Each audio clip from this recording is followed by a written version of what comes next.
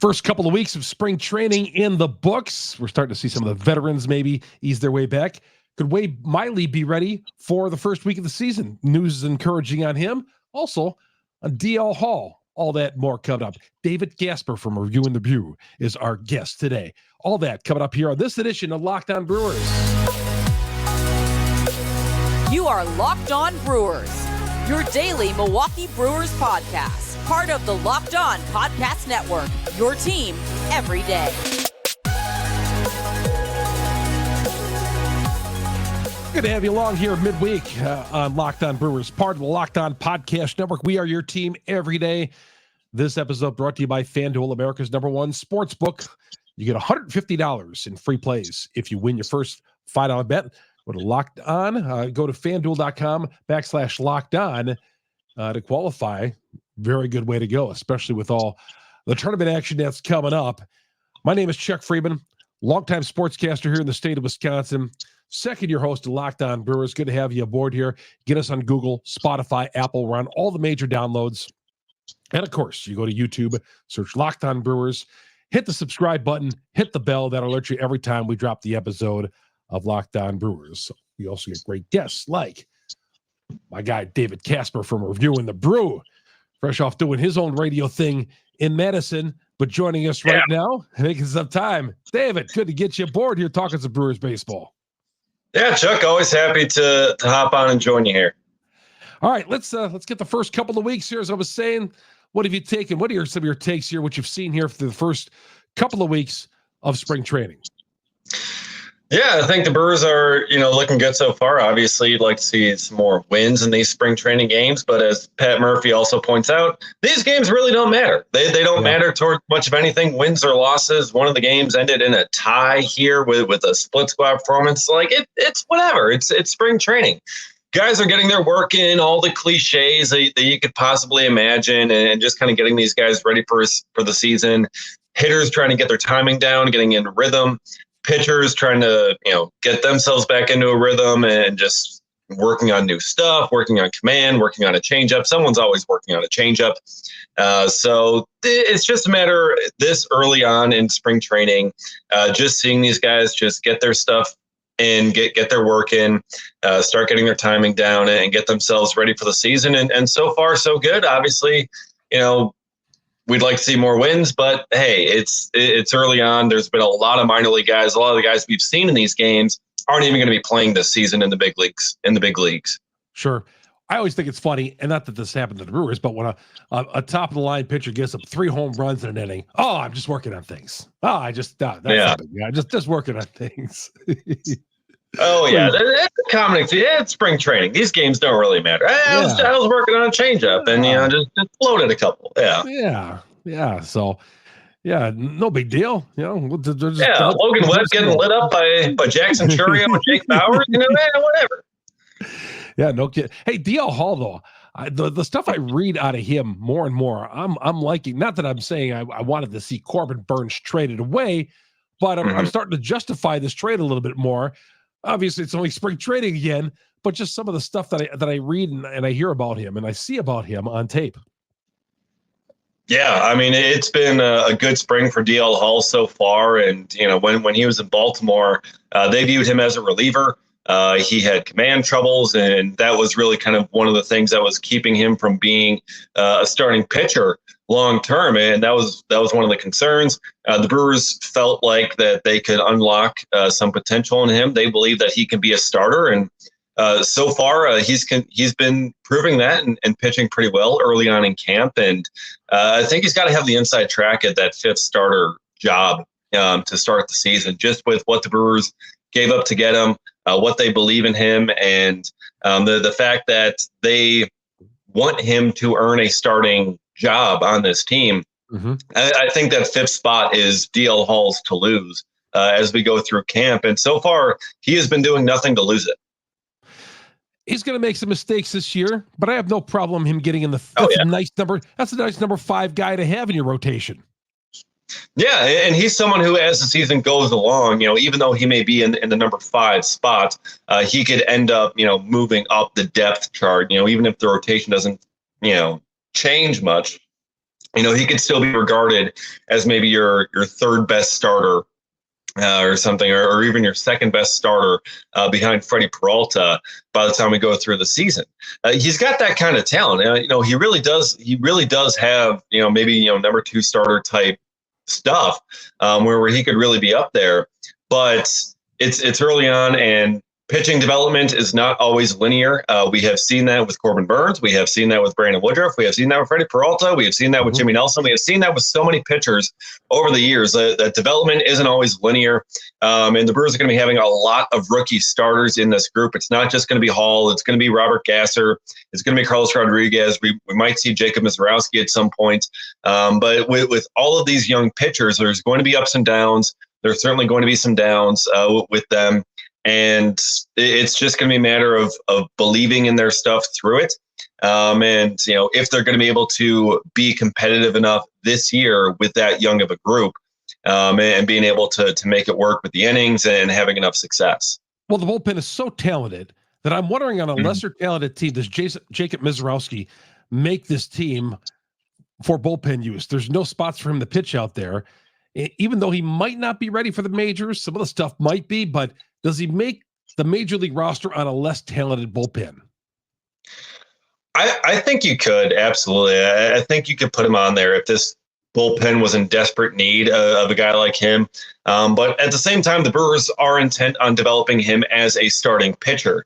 He could be in that bullpen right now as a reliever. His stuff, his fastball, it is ready to be in a big league bullpen. But the Brewers believe in Mizorowski as a starting pitcher. And in order for him to get there, he's going to need more innings at the minor league level. He got shut down late last season. So him being able to get more starts under his belt down in the minors, that's going to be very important for him. He already got reassigned to minor league camp.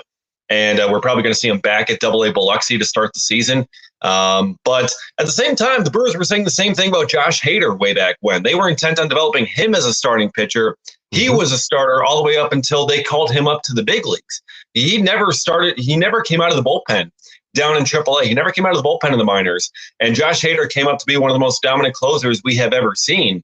So we could see that with Jacob Mizorowski, but as of right now, they are intent on developing him as a starting pitcher.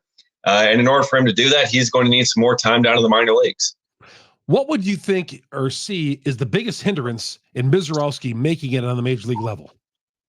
Command. That's really been it. I mean, he's got the stuff. He's got the fastball. He's got the breaking ball.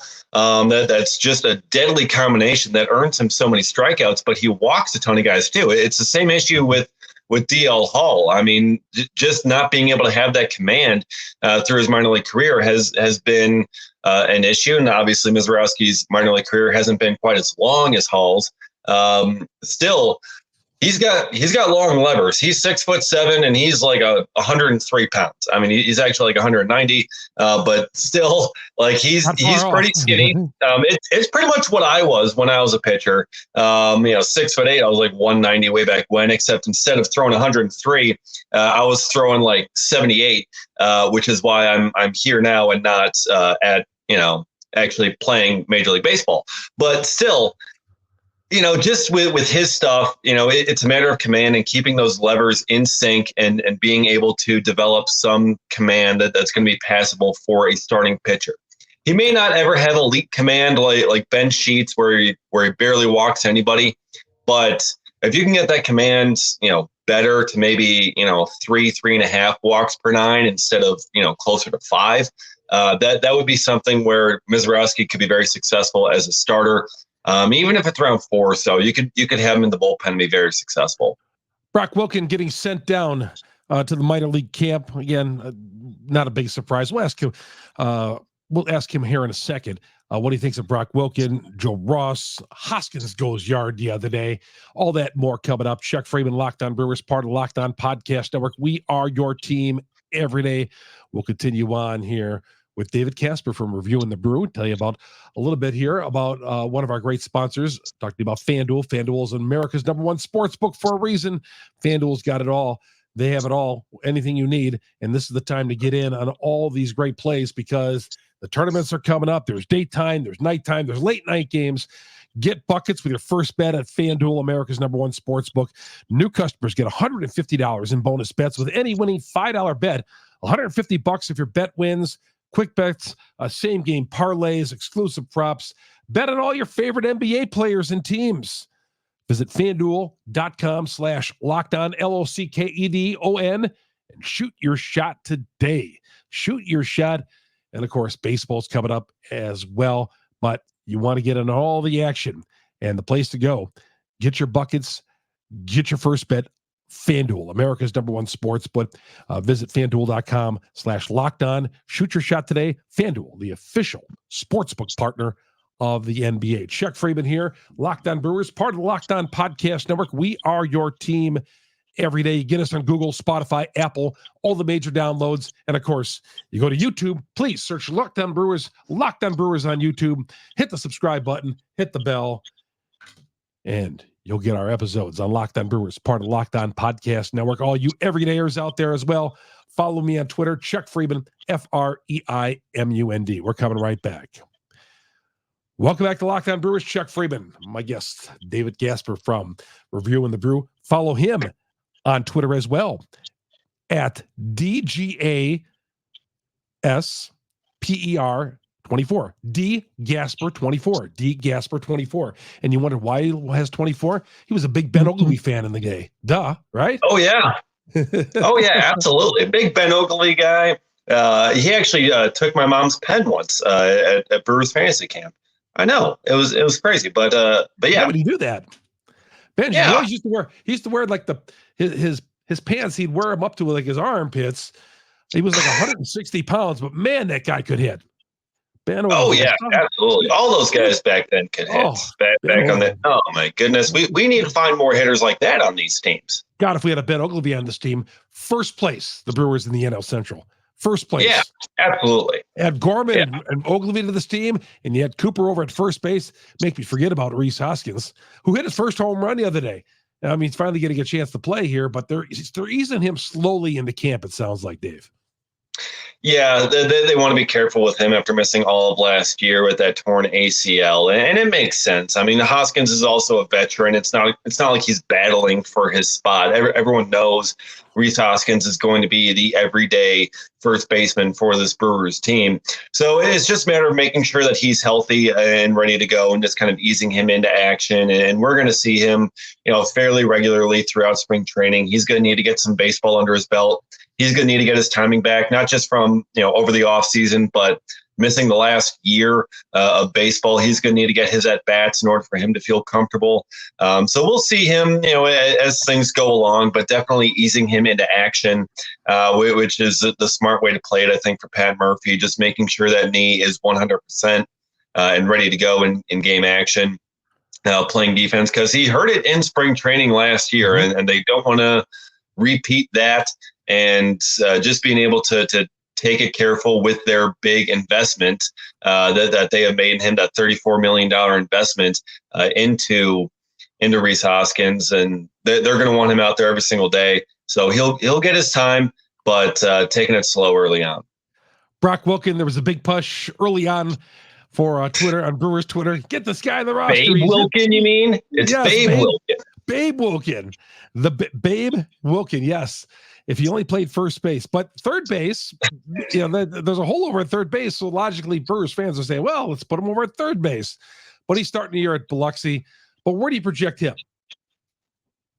I mean, I think Wilken, if he doesn't end up, if someone locks down the third base job this year going forward, we could see Wilken at first base. We could see Wilken maybe later on this season if he works his way up. And just continues to hit well. Pat Murphy certainly seemed to leave that door open for Brock Wilken. But, yeah, it's definitely too early in his career to see him on opening day. But if he continues to play well in the upper levels of the minors, I mean, he's someone who could move quickly. We could see him at third base being the long-term answer there. If it's not Joey Ortiz or Tyler Black at that position, or even Sal Frelick at that position, they could definitely go with Brock Wilken there. But if one of those guys it seems to pan out. It's like, okay, we like Tyler Black at third base, or we like Joey Ortiz at third base. Although we'll see what happens with the shortstop job once Willie Adames leaves. But then once that happens, we go to 2025. Mm-hmm. If Rhys Hoskins has a good year and opts out and heads back into free agency, the Brewers aren't going to be signing Hoskins long term. First base all of a sudden has an opening again. And I think that could be a position where we look at Brock Wilken maybe finding a home long term. But as of right now, he can still stick at third base. The Brewers are going to continue to develop him there. And I'm excited to see what he can do and just what he's going to be able to bring to this club. Yeah, power hitting. That's what I want. This roster needs that. The Brewers need some power hitting. So that's definitely, I hope Bernie Slide has some insurance when Rhys or when Brock Wilken gets here. He's going to need it for Rhys Hoskins too, but Bernie's going to need some insurance on that slide for Wilken. Well, somebody asked me, what would the Brewers need to do to contend? I think Rhys has got to hit at least 35 home runs this year. Oh yeah, he's got to hit 30. He's got to get back to the way that he was. If Rhys Hoskins is what we've known him to be for the past 5 full seasons of his career, then the Brewers are going to be absolutely golden in the middle of their lineup. But I think they need Hoskins to be that guy that he's been, and they need Jackson Chourio to have a solid rookie season. I think they need these rookies and these sophomores to really step up. They need at least 2 of the 4 from last year of Turang, Mitchell, Weimer, and Frelick. They need at least 2 of them to step up and have above average seasons in 2024. That's what they really kind of need to go along with Rhys Hoskins having a bounce back season. They need those young guys to step up because there were a lot of downs last year. I mean, Bryce Turang, he really struggled at the plate for a while, kind of turned it on later in the season. And if he can get his on-base percentage up and to something more manageable, he can be a real threat on base paths. He can be a real danger in this lineup.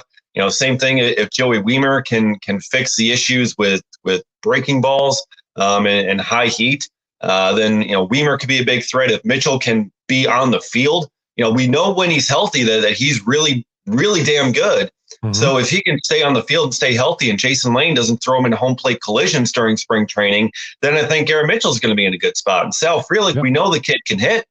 And, if he can be out there and he can find ways to get in the lineup every single day, whether it's the outfield or the infield, then you're looking at a formidable lineup. If these young kids really step up and blossom into the players that we've expected them to be. We didn't see that really last year. We saw Weimer struggle. We saw Mitchell miss a lot of time. We saw Turang struggle. We saw Frelick miss the first half of the season.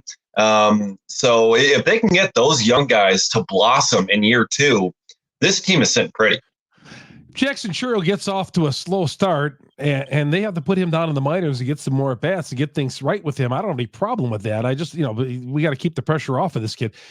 As Yelich said a couple of weeks ago when camp first opened up, he said, we just got to let the kid play, and if he struggles, so be it. Set him down. Don't panic on the guy. Yeah, no, absolutely. I completely agree. They have made the big investment in him with a 8-year, $82 million contract.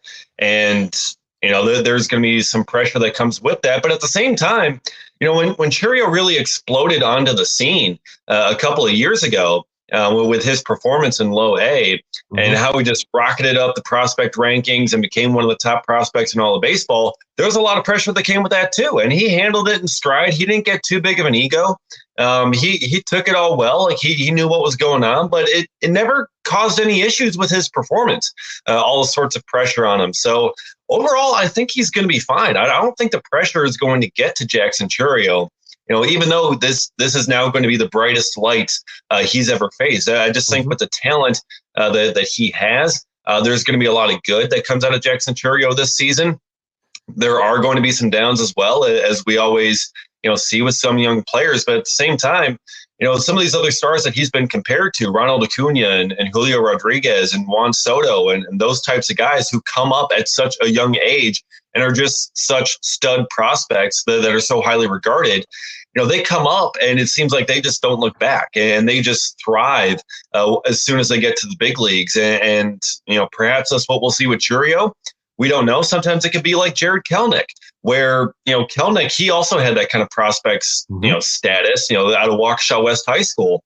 And he got up there with the Mariners and he struggled early on. It seemed tough for him to really kind of get it back. So, we'll see what he ends up being like. We won't know until we get into the season. But I think based on everything we've heard about Chourio, everything we've seen from him so far, and all the pressure that came on him as a minor leaguer, as a prospect, and how he handled that in stride, I think we're going to see more of the Acuna, Julio Rodriguez type of player rather than the Kelnick type of debut.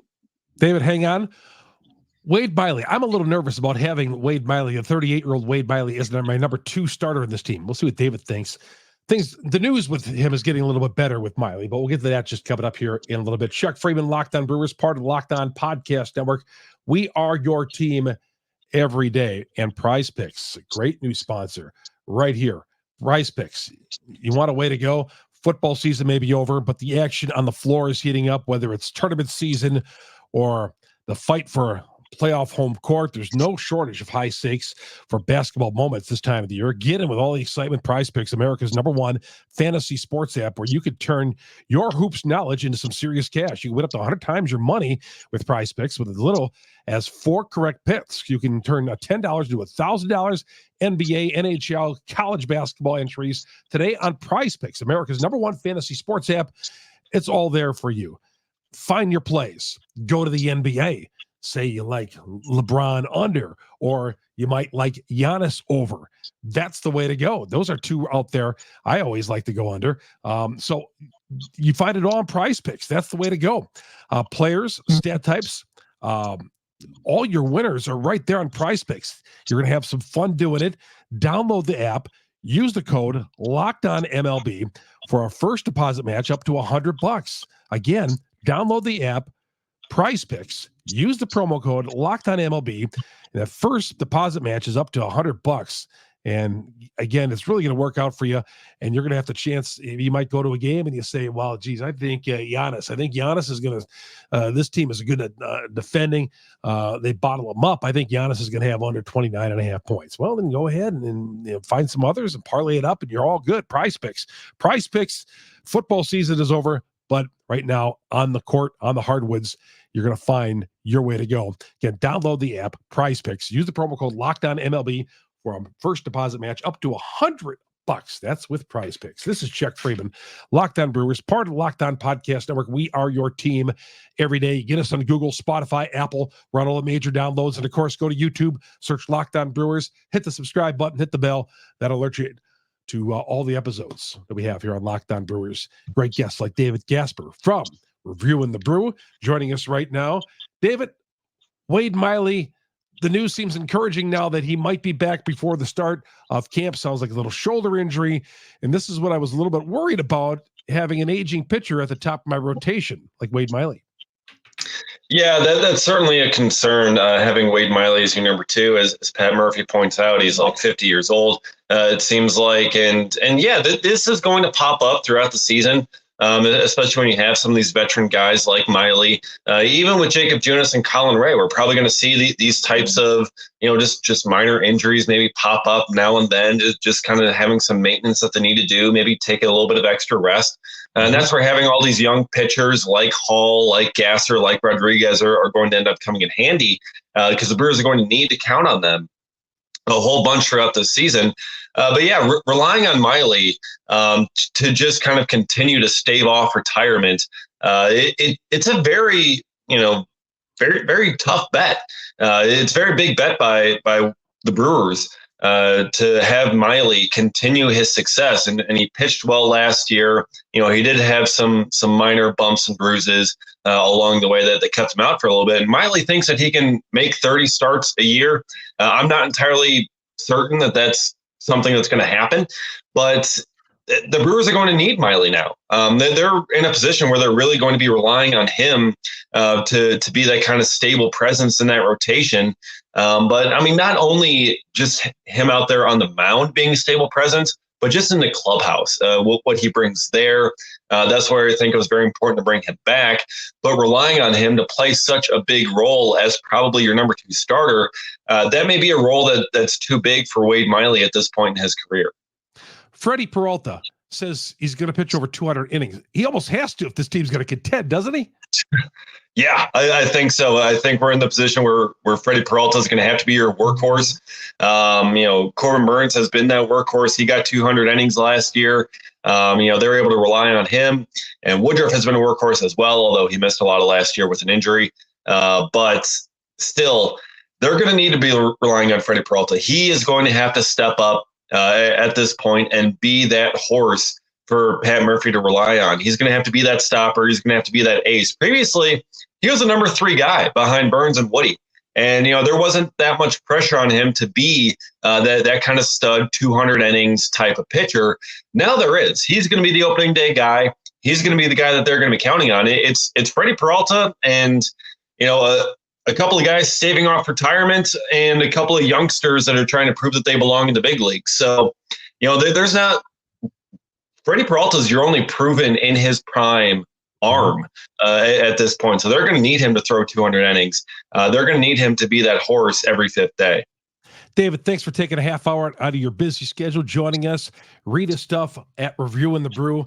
And let me throw that Twitter out there again. D Gasper, Gasper 24. D Gasper 24. Go to Reviewing the Brew. It's got all this stuff there. David, thank you. We'll catch up with you soon, my friend. Appreciate it, Chuck. Always happy to hop on, talk Brewers with you, and I'll talk to you again soon. Chuck Freeman here on Locked On Brewers, part of the Locked On Podcast Network. Again, Google, Spotify, Apple, on all the major downloads.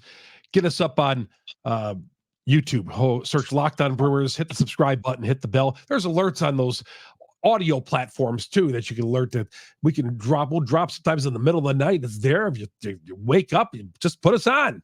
Fall asleep with us on. Watch us in the morning. Chuck Freeman. We'll talk to you tomorrow, everybody. Locked On Brewers, part of the Locked On Podcast Network. We are your team every day.